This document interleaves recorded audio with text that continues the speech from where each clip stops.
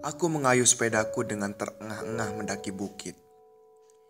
Sudah berpuluh-puluh tahun aku menjadi tukang pos, pengantar surat yang tidak pernah mendapat surat.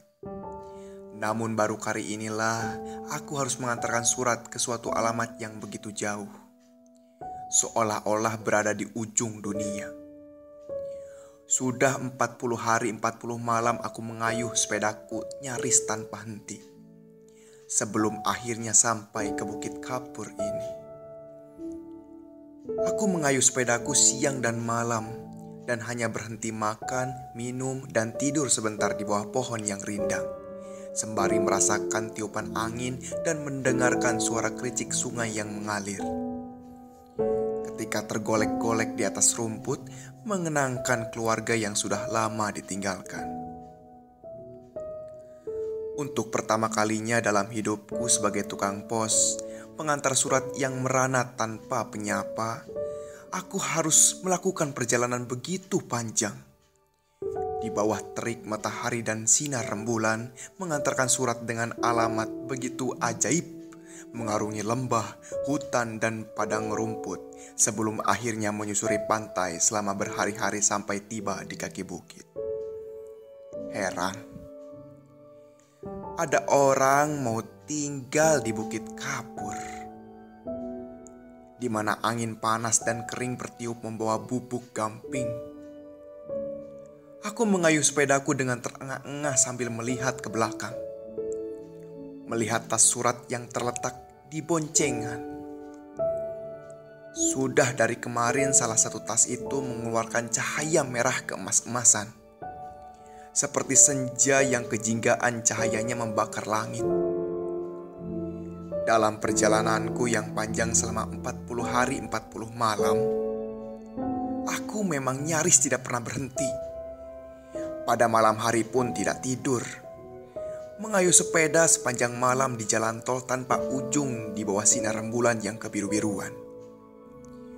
Tetapi aku selalu berhenti apabila senja menjadi sempurna. Berpuluh-puluh tahun dalam kehidupan manusia yang panah, sangatlah mungkin ada seseorang yang tidak pernah merasa senja itu ada. Namun, aku bukan orang seperti itu. Memang senja seringkali juga begitu-begitu saja, tanpa cahaya merahnya yang kejingga-jinggaan, dengan hamparan mega-mega yang terbentang dalam sepuhan keunguan, sehingga tampak bagaikan kapas yang dicelup warna ungu muda, tanpa lempengan matahari raksasa yang tenggelam ke balik cakrawala dengan geletar yang membuat udara bergelombang dan perasaan menjadi rawan. Bagiku, menghayati senja sama pentingnya dengan berdoa di dalam kuil. Dalam perjalananku mengayuh sepeda 40 hari 40 malam, beberapa kali kujumpai kuil-kuil yang sudah menjadi reruntuhan maupun masih digunakan. Tapi aku tidak pernah berhenti di kuil manapun. Hanya apabila senja menjadi sempurna dan cahayanya yang keemas-emasan membuat langit membara sebelum menjadi ungu, biru, dan kelam, aku akan berhenti, menghayatinya bagaikan suatu upacara sebelum kembali melanjutkan perjalanan. Makanya aku sungguh mengenal cahaya senja keemas-emasan dari tas surat di boncengan. Aku hanya heran bagaimana mungkin ada cahaya senja yang merah kejingga-jinggaan bisa memancar dari dalam tas surat. Di bukit ini, akhirnya aku berhenti. Penasaran juga rasanya melihat tas surat memancar-mancarkan cahaya seperti ini. Apalagi, cahaya yang memancar-mancar itu seperti berbisik dan memanggil-manggil. Semua surat sudah kuantar ke berbagai pelosok bumi. Aku telah mengantar surat kepada seorang tukang pedati. Aku menyampaikan surat itu ketika pedati yang ditarik seekor kuda itu masih berjalan mengelilingi bumi. Kata orang, pedati itu sudah berjalan selama 1000 tahun dan tidak sampai-sampai juga. Pedati itu sudah mengelilingi bumi sampai 40 kali, sehingga setiap orang mengenalnya. Itu baru saja lewat, kata seseorang ketika kutanya. Aku juga telah mengantarkan surat kepada seseorang pengemis yang paling susah dicari. Karena surat kepadanya sama sekali tidak beralamat, tapi aku tugaskan menyampaikannya juga. Buset, aku tidak akan pernah menemukannya kalau bukan pengemis itu sendiri yang menyapaku di sebuah kedai arak di tepi jurang. "Kau bawa surat untukku," katanya mantap. Ku ambil suratnya. "Anda pengemis termiskin di dunia?" "Ya, itulah aku." Kulihat pengemis termiskin di dunia itu. Ia tidak punya tangan, ia tidak punya kaki, ia tidak punya hidung, dan tidak punya mata. Tetapi ia ditandu 4 perempuan pengemis yang jelita. "Letakkan di sini," katanya sambil membuka mulutnya. Kuletakkan surat itu di mulut, yang lantas menggigitnya. Kemudian aku juga membawa surat-surat untuk para pelacur dalam perahu. Aku menunggu perahu mereka lewat di kelaukan sebuah sungai sampai 3 hari lamanya, sebelum bisa menyampaikan 17 surat mereka. Kini tinggal surat terakhir, yang rasanya tiba-tiba menjadi berat sekali. Anak-anak desa yang sedang mengembala kambing ikut berkerumun ketika aku mengambil surat dari dalam tas boncengan. "Cahaya! Cahaya!" teriak mereka. Mereka berkumpul dan menatapku dengan mata bertanya-tanya. Ku ambil amplop itu, berat juga untuk ukurannya. Malah berat sekali. Heran aku bisa kuat membawanya selama ini.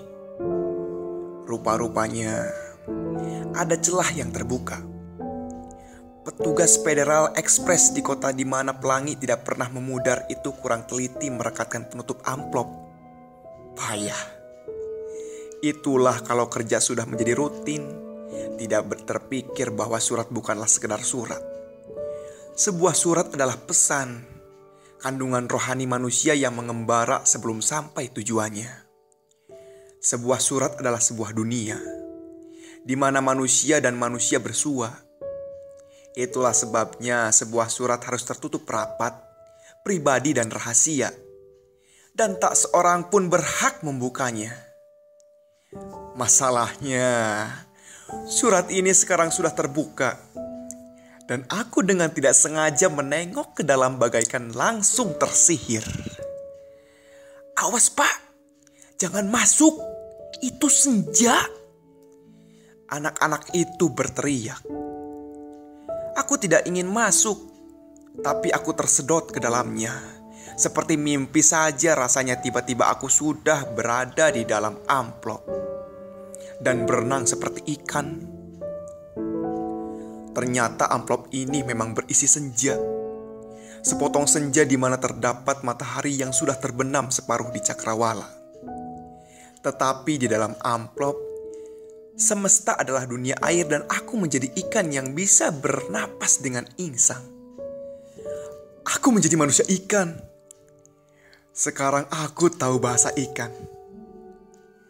Di dalam dunia air aku mendengar banyak sekali suara-suara yang setelah kuperhatikan ternyata adalah kata-kata. Ikan-ikan adalah penyair. Mereka bertukar kata dengan puisi yang tak terjemahkan dalam bahasa manusia. Samudra menggenangi semesta. Matahari senja yang terbenam separuh dan tidak turun-turun itu karena penggeraknya terhenti ketika senja itu terpotong. Juga terbenam dan cahaya senjanya yang kemerah-merahan membuat dasar lautan ini menjadi jingga. Aku berenang di dalam lautan jingga dan melihat segala hal yang biasanya tampak di muka bumi terendam air. Gunung-gunung, gedung-gedung, dan jalan raya tampak berkilat keemasan di dalam air yang jingga, membuat segalanya serba baru dan mengherankan. Aku jadi ngeri. Bagaimanakah surat ini nanti akan diterima? Aku meluncur di dasar lautan seperti ikan menuju matahari yang membuat segalanya menjadi jingga. Matahari itu tampak begitu besar, begitu dekat, tetapi yang ternyata begitu jauh. Apakah matahari di dalam lautan ini sama jauhnya seperti yang terlihat di atas bumi?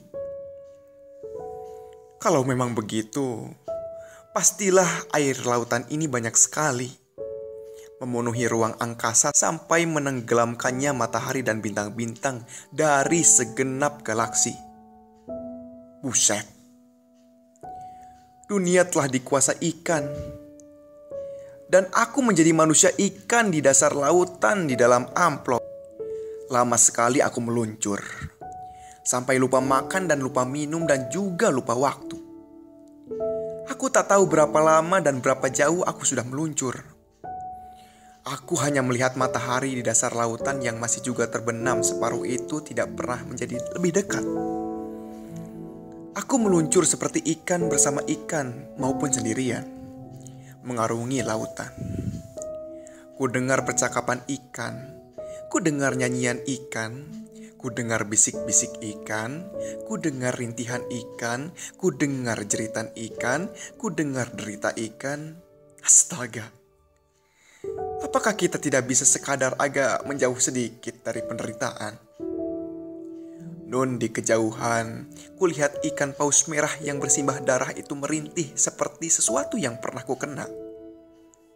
Aku berhenti, mencoba mendengar lebih jelas, dan ku dengar semakin banyak suara yang seperti pernah ku kenal. Aku menyelam lebih dalam, dasar lautan telah menjadi begitu terang dan berkilat keemas-emasan karena matahari yang terbenam itu. Aku terus menyelam, semakin dalam dan semakin dalam, sampai bisa kutemukan bahwa suara-suara itu ternyata berasal dari Candi Borobudur. Aku berenang di antara stupa-stupa berlumut dan menyaksikan bahwa patung-patung batu yang bersemedi itu ternyata bersuara. Seperti doa, tapi entahlah itu doa atau mantra atau gumam ataukah sekadar suara-suara. Jadi inilah suara-suara yang dibawa cahaya dan ku dengar di atas sana. Apa jadinya bila amplop itu dibuka? Ku jelajahi sisa-sisa peradaban manusia di dasar laut. Ku hapus lumut yang menutupi prasasti-prasasti terpendam, dan ku baca sejarah seperti yang pernah berlangsung di muka bumi. Dan di dalam air itu, aku menjadi sedih. Aku mungkin menangis, tapi aku tidak bisa mendengar suaraku sendiri. Air mataku bercampur laut sehingga air mata tidak mempunyai makna lagi. Aku berenang-renang di antara ikan, di dalam kota-kota cahaya di dasar laut yang masih utuh seperti ketika sebelum terbenam. Ku tengok ke atas. Tidak ada permukaan air. Semesta adalah dunia air. Kulihat tanganku yang telah bersisik, jari-jariku yang dihubungkan selaput, dan dari sebuah cermin besar di bekas sebuah kafe kulihat betapa punggungku ditubuhi sirip. Apakah semua ikan ini juga berasal dari manusia? Di bawah ketiakku pun tumbuh selaput yang membuat aku bisa mengepak seperti ikan pari. Kurasa aku betul-betul menjadi manusia ikan. Mungkin sudah lama sekali, tapi mungkin juga baru sebentar. Entahlah, apakah waktu masih penting sekarang ini? Dan apakah masih bisa dihitung? Aku hanya tahu bahwa aku beranak pinak dengan cepat sekali. Aku kawin dengan seekor ikan lumba-lumba dan melahirkan spesies baru. Anak-anakku menjadi makhluk air yang mempunyai kecerdasan, sehingga dimungkinkan membangun kembali sebuah dunia yang beradab di dalam air. Kota-kota cahaya yang dahulu dibangun manusia mulai dihuni oleh keturunan anak-anakku yang mengawini ikan-ikan lain. Kami, bangsa baru di dalam air, berkembang biak dengan sangat cepat. Aku sudah menjadi ikan sepenuhnya. Suatu jenis ikan yang belum pernah ada di dunia. Tubuhku bersisik, punggungku bersirip, Tanganku seperti gabungan sayap kelelawar dan ikan pari. Kakiku disatukan selaput sementara kepalaku melonjong seperti ikan tapi tetap berunsur manusia. Mataku, syukurlah, tetap mengenal cahaya senja. Kepada keturunanku kuriwayatkan sejarah manusia di muka bumi, yang dengan segala kelebihannya dari segenap makhluk lain tak pernah mampu menahan dirinya sebagai penghancur. Bangsa kami terheran-heran tak mengerti jika mendengar kisah manusia. Mereka tidak bisa membayangkan betapa mungkin manusia menghancurkan hutan, mengotori laut, menyantap makhluk-makhluk lain, dan membantai sesamanya tanpa perasaan. Mereka tak mengerti betapa mungkin manusia menjadi begitu jahat, dan dengan kecerdasannya hanya merusak semesta yang suci. Demikianlah di dasar laut yang selalu bercahaya keemas-emasan seperti senja ketika matahari terbenam terbangun sebuah peradaban yang mencoba belajar dari kesalahan manusia. Berjuta-juta spesies makhluk air baru berdasarkan berbagai persilangan membangun dunia beradab yang melanjutkan tujuan-tujuan manusia. Aku suka menjelajah di kota-kota bercahaya keemasan di dasar laut, atau meluncurkan diri ke galaksi dalam semesta yang hanya berisi air. Segala bintang terendam air. Semesta adalah air. Dunia adalah air yang bergelimang dengan cahaya senja dari matahari yang terbenam separuh. Pastilah perjalananku lama sekali. Ku tahu di luar amplop ini ada seorang menunggu surat. Tapi aku merasa sulit mengambil keputusan karena aku bukan hanya menemukan, melainkan membangun kehidupan baru. Kalau aku keluar lagi dari amplop, aku hanya akan kembali menjadi tukang pos yang harus mengantarkan surat ke sana kemari. Lagi pula, aku tidak tahu jalan kembali. Dari semesta air, aku tidak melihat sesuatu yang merupakan jalan keluar. Sembari berenang di antara bintang, aku terkenang kehidupanku sebagai tukang pos, maupun keluargaku yang ditinggalkan. Apakah yang terjadi dengan duniaku selama aku menjadi ikan, menjadi manusia ikan? Air mataku titik, tetapi apalah artinya air mata di sebuah dunia yang terdiri dari air? Dalam sebuah pertemuan, ku sampaikan kepada mereka bahwa dunia ini berada di dalam sebuah amplop. Mereka terkejut, dan aku berusaha keras membuat mereka mengerti. Ketika akhirnya mereka menjadi paham, mereka semua menjadi sangat sedih. Kami mengira semesta begitu luas, bahkan tak terbatas. Karena sepanjang sejarah kehidupan kami selalu ada cakrawala di depan pencapaian-pencapaian kami. Ternyata dunia kami hanya sebesar amplop. Kalau begitu, apa yang kami mengerti selama ini adalah semu. Kami tidak suka hidup di dalam yang semu.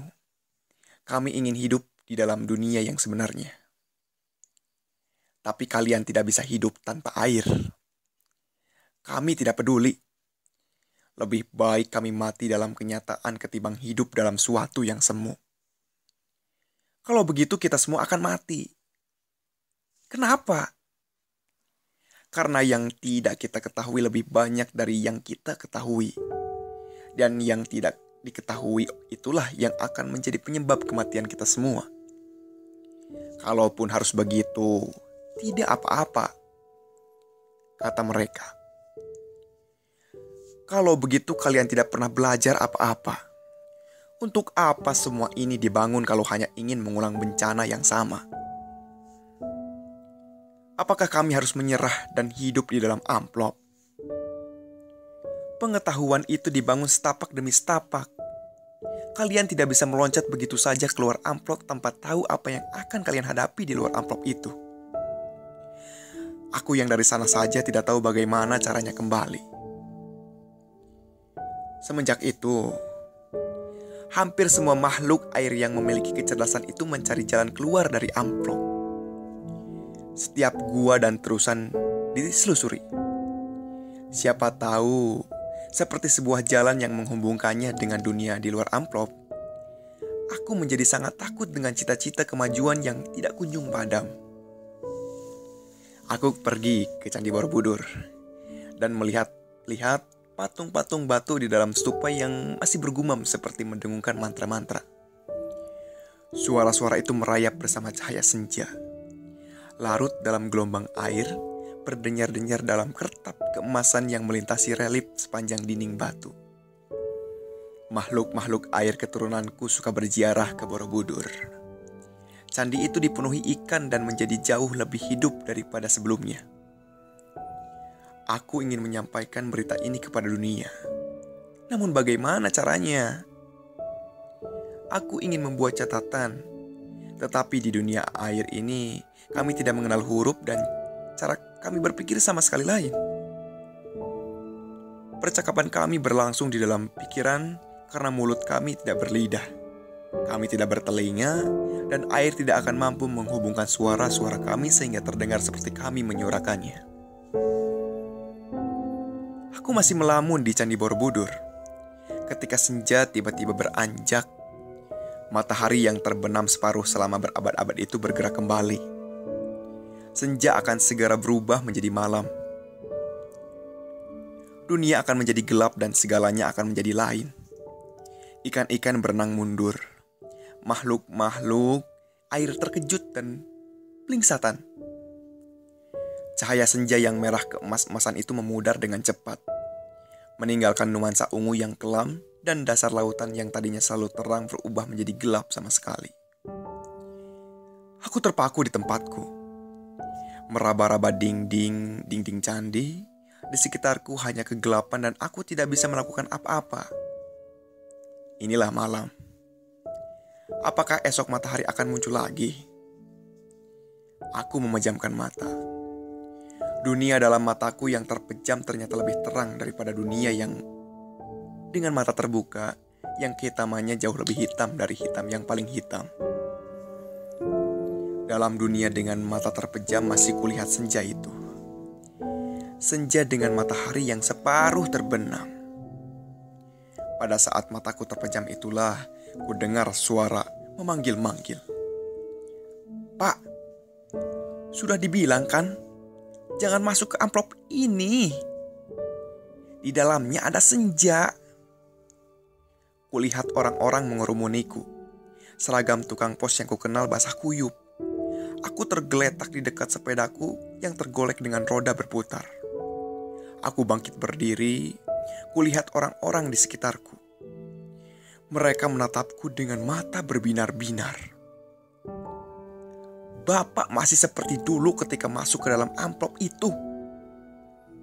Padahal 10 tahun lamanya Bapak berada di dalam amplop. Bapak tidak bertambah tua. Anak-anak itu sudah menjadi remaja. Mereka belum meninggalkan desa ini. Kulihat amplop itu. Kupungut dan kurekatkan kembali tutupnya yang terbuka. Masih ada basah air di bagian luarnya. Kumasukkan kembali amplop itu ke dalam tas surat. Lantas kuberdirikan sepedaku. Kuperhatikan sepeda itu agak berubah. Maaf Pak, selama Bapak di dalam amplop, sepeda itu kami pinjam untuk main-main. Tidak apa-apa ya Pak. Habis Bapak lama sekali di dalam. Sepeda itu sudah banyak sekali berjasa Pak. Ada perempuan hamil yang diantar pakai sepeda itu ke dukun beranak di tepi danau. Terima kasih Pak. Dan sekali lagi maaf.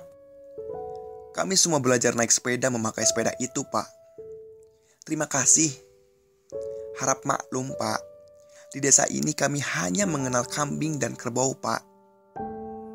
Jadi kami penasaran sekali melihat sepeda Bapak. Tadinya kami mau menunggu Bapak keluar dari amplop. Tapi setelah beberapa hari kami bertunggu, kami pikir kami bisa memakainya saja Pak. Kami percaya Bapak pun tidak akan marah. Bapak lama sekali di dalam. Bapak tidak tahu jalan keluar. Aku tertegun. Apa sebetulnya gampang keluar dari amplop itu? Pasti Bapak tidak sempat memejamkan mata. Pasti Bapak tidak sempat memejamkan mata. Orang tua kami sering keluar masuk senja. Tinggal memejamkan mata saja, itulah pintu masuknya. Tapi kami semua tidak tertarik. Ya, kami semua tidak tertarik karena sudah kenyang dengan cerita. Kami lebih tertarik main sepeda. Apa Bapak banyak senang di sana? Aku naik sepeda dengan basah kuyup, dengan pakaian yang basah kuyup. Aku tidak tahu apa yang harus kukatakan. Aku mengayuh sepedaku dengan terengah-engah mendaki Bukit Kapur. Masih ada satu surat yang harus kusampaikan ke tujuan seperti tertulis di alamatnya. Alina, Ujung Dunia. Pondok Aren, Senin 26 Februari 2004. Karya Seno Gumira.